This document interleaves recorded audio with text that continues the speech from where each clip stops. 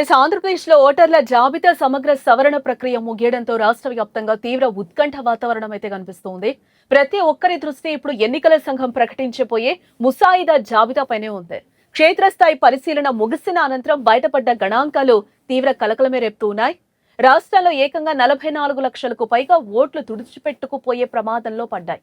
ప్రజాస్వామ్యంలో అత్యంత కీలకమైన ఓటు హక్కుపై పారదర్శకత తీసుకురావటమే లక్ష్యంగా సాగిన ఈ ప్రక్రియలో విస్తుపోయే కోణాలే వెలుగు చూస్తూ ఉన్నాయి. అర్హత కలిగిన ప్రతి పౌరుడికి ఓటు హక్కు కల్పిస్తూనే నకిలీ బోగస్ ఓటర్లకు చెక్ పెట్టేందుకు అధికారులు రంగం సిద్ధం చేశారు. ఎన్యూమరేషన్ ద్వారా సేకరించిన ప్రతి పత్రం ఆధారంగా డిజిటైజేషన్ పూర్తి చేసి తుది నివేదికలు సిద్ధం చేశారు. ఎలక్షన్ కమిషన్ అధికారులు నిర్వహించిన ఈ సవరణ ప్రక్రియలో అనేక ఆసక్తికర విషయాలు కూడా వెల్లడయ్యాయి. ఆంధ్రప్రదేశ్ వ్యాప్తంగా ప్రస్తుతం మొత్తం 4,16,27,694 మంది ఓటర్లు నమోదై ఉన్నారు. వీటిలో 3,71,56,171 మంది ఓటర్ల వివరాలను మాత్రమే అధికారులు విజయవంతంగా డిజిటైజేషన్ చేయగలిగారు. సరైన ఆధారాలు దొరక్కపోవటం, చిరునామాలు స్పష్టత లేకపోవటం వల్ల మిగిలిన లక్షలాది ఓట్లపై అధికారులు సంచలన నిర్ణయాన్ని తీసుకున్నారు.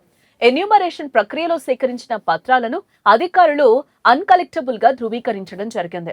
దీని ఫలితంగా ఏకంగా 44,71,523 మంది ఓటర్ల పేర్లు తొలగింపు జాబితాకు చేరాయి. జూలై 31వ తేదీన ఎన్నికల కమిషన్ అధికారికంగా ప్రచురించే ముసాయిదా ఓటర్ల జాబితాలో ఈ 44.7 లక్షల మంది పేర్లు కనిపించవు.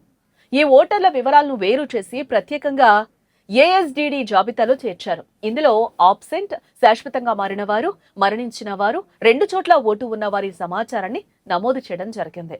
సమాచార లోపాలు, సాంకేతిక పొరపాట్ల వల్ల మరో పెద్ద విభాగం ఓటర్లు తీవ్ర చిక్కుల్లో పడ్డారు. ఎన్యూమరేషన్ ఫారంలలో వివరాల నమోదులో వ్యత్యాసాలుండడంతో మరొక 8,55,560 మంది ఓటర్లను నో మ్యాపింగ్ విభాగంలో ఉంచారు. ముసాయిదా జాబితా ప్రచురణ పూర్తయిన వెంటనే వీరందరికీ అధికారులు వ్యక్తిగతంగా నోటీసులు జారీ చేస్తారు. నోటీసులు అందుకున్న పౌరులు తమ ఓటును కాపాడుకునేందుకు తక్షణమే స్పందించాల్సి ఉంటుంది. ఎన్నికల సంఘం అనుమతించిన 11 రకాల అధికారిక గుర్తింపు పత్రాల్లో ఏదైనా ఒకదాన్ని సమర్పించి తమ ఓటును రీమ్యాపింగ్ చేయించుకోవాలి. నిర్ణీత గడువులోగా ఎలాంటి ఆధారాలు చూపించని పక్షంలో 8.5 లక్షల ఓట్లను పూర్తిగా రద్దు చేస్తామని అధికారులు స్పష్టం చేస్తూ ఉన్నారు. రాష్ట్ర వ్యాప్తంగా తొలగింపు ముప్పులో ఉన్న ఈ 44.7 లక్షల ఓట్లను విశ్లేషిస్తే కొన్ని జిల్లాల్లో పరిణామాలు అత్యంత తీవ్రంగానే ఉన్నాయి. ఈ మొత్తం ఓట్లలో దాదాపుగా 29.07% ఓట్లు అనగా 13 లక్షలకు పైగా ఓట్లు కేవలం 5 జిల్లాల్లోనే కేంద్రీకృతమై ఉండటం గమనార్హం. రాష్ట్రంలో అందరికంటే ఎక్కువగా శ్రీ పొట్టి శ్రీరాములు నెల్లూరు జిల్లాలో 2,90,579 ఓట్లు తొలగింపు ముంగిట నిలిచాయి. ఆ తదుపరి స్థానంలో తిరుపతి జిల్లా 2,87,759 ఓట్లతో రెండో స్థానంలో ఉంది.